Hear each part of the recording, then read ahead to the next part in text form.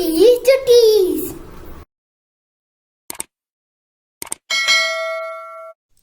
Hi friends, welcome to Kutties Chutties.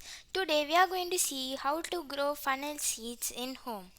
These can be eaten as microgreens or you can leave it to grow big and you can eat it as normal leaves, or you can still leave it to grow and take the funnel seeds again out of that.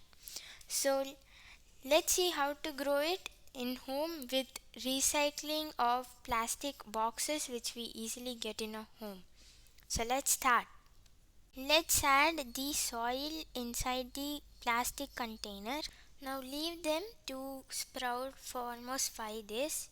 Close the container, and then after 5 days you will be able to see the small sprouts in the box. You are not needed to water it a lot because the water which are evaporating will again come back to the mud, so it will be wet all the time.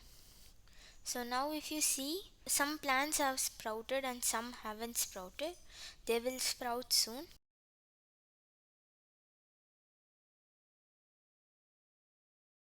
You can also eat this as the microgreen, but if you leave it to grow after 2 to 3 weeks, you can be able to see a bushy plant like this. It will grow more and more, and you can see that it grows in bunch and not alone like other plants. Now if you want to eat it, you can eat it in this period of time when the plant looks like a green bushy kind of thing. If you leave it more, then flowers will come out and then you can take only the seeds.